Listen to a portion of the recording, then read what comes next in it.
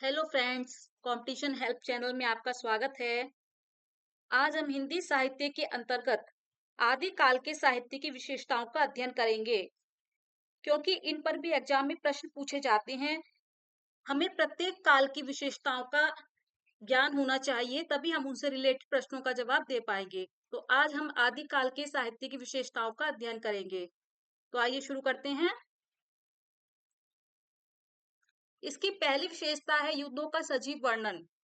इस काल के कवि आवश्यकता पड़ने पर अपने आश्रयदाताओं के साथ युद्ध के मैदान में जाते थे। इनको कलम चलाना तो आता ही था, ये तलवार चलाना भी जानते थे।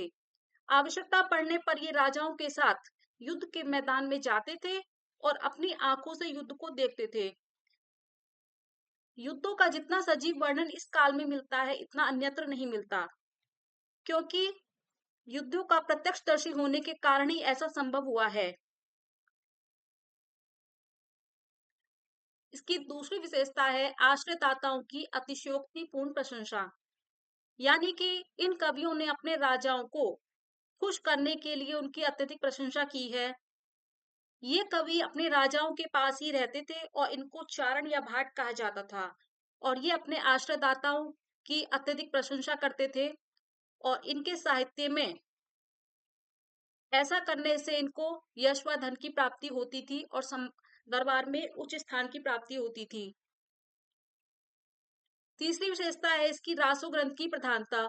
इस काल की अधिकांश रचनाओं में रासो शब्द जुड़ा मिलता है, जैसे पृथ्वीराज रासो, परमाल रासो, बीसल देव रासो। फोर्थ विशेषता है वीर रस की प्रधानता। जैसा कि आप जानते हैं, इस काल में अक्सर युद्ध हुआ करते थे, तो युद्धों का वर्णन होने से वीर रस की प्रधानता है। और ये कवि अपने राजाओं को युद्ध के लिए उत्तेजित भी करते थे, इसके लिए ये वीररस प्रधान काव्य की रचना करते थे। इस काल के काव्य में वीरों की वीरता का वर्णन बहुत ही ओजस्वी भाषा में किया है, जिससे वीर रस की प्रधानता है। फिर है अगली विशेषता हमारी की राष्ट्रीयता का अभाव। ये कवि राजाओं के दरबार में रहते थे, जनजीवन से इनका कोई संपर्क नहीं था। ये केवल अपने राजाओं को खुश करने में लगे रहते थे और उनका ही गुणगान करते थे। इनकी रचनाओं में राष्ट्रीयता का अभाव है। फिर हमारी नेक्स्ट विशेषता ऐतिहासिकता में कमी। इनकी रचनाओं में ऐतिहासिकता का अभाव पाया जाता है, और जबकि इतिहास में तथ्यों को ज्यों का त्यों रखा जाता है, उसमें छेड़छाड़ नहीं की जाती। लेकिन इनकी रचनाओं में कल्पना की अधिकता है।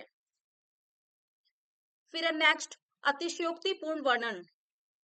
इन कवियों ने अपनी रचना में कल्पना का सहारा लिया है और सभी बातों का अत्यंत अतिशयोक्ति से वर्णन किया है। श्रृंगार रस की प्रधानता। इस काल के साहित्य में श्रृंगार रस के दोनों पक्षों की प्रधानता है। इन कवियों ने राजकुमारी के सौंदर्य का वर्णन भी अतिशयोक्ति के साथ किया है। बीसल देव रासों में संयोग श्रृंगार के और वियोग श्रृंगार के दोनों ही रूप देखने को मिलते हैं। फिर नेक्स्ट है प्रामाणिकता में कमी। आदिकाल के अधिकांश रासो ग्रंथों की प्रामाणिकता में संदेह है। भाषा। इस काल की रचनाओं में अपभ्रंश, डिंगल, पिंगल, खड़ी बोली, ब्रज भाषा, मैथिली आदि भाषाओं का प्रयोग हुआ है। अपभ्रंश और राजस्थानी भाषा के रूप को, मिश्रित रूप को डिंगल कहते हैं, और अपभ्रंश और ब्रज भाषा के संयोग से बनी भाषा को पिंगल कहते हैं। फिर है इसमें अलंकार व छंद। अलंकार व छंद इसमें कौन से यूज हुए हैं?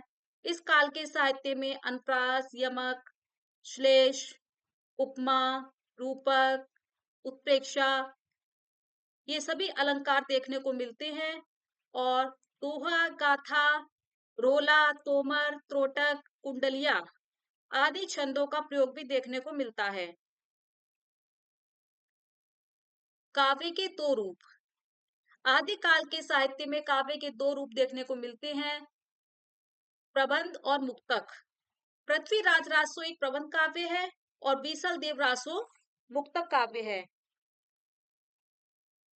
फ्रेंड्स, प्लीज चैनल को सब्सक्राइब करना ना भूलें और बेल आइकन को भी प्रेस करें, जिससे मेरी प्रत्येक वीडियो का नोटिफिकेशन आप तक पहुंच सके।